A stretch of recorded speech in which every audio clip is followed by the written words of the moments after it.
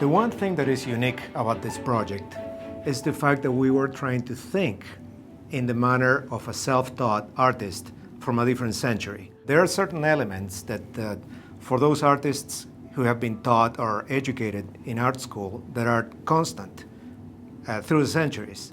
Now, when it comes to a self-taught artist, you really have to imagine what would have gone through the heart and mind of those artists, and I believe that we were accurate. My favorite aspect of the entire project was how we handled the orientation. We didn't do a cookie cutter ABC of Illinois history. We wanted more depth and interest to it, so we took it as though you were looking at the state from the capital, looking north to Chicago, south to Garden of the Gods, west to the Mississippi, east to University of Illinois. You know, every part of that, every direction you look in, you see an aspect of Illinois' history, and I thought that was really cool.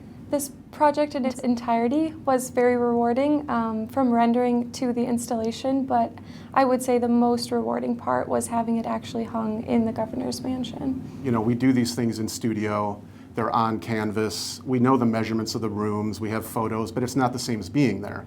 So when we finally get it in its environment and it's trimmed and in place with the room and the colors, it's very rewarding. The most challenging thing about this project was, I think, the research involved into each of the historical markers, landmarks throughout the state, and making sure we represented the entire state and not just Chicago.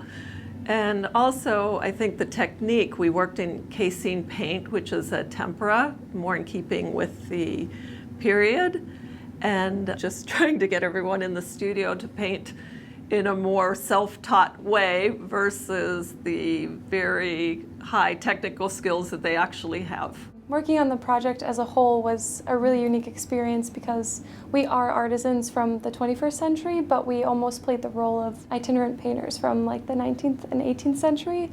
And it was really cool because we used the same brushes, the same paints, the same techniques, but we all still had Starbucks in our hands.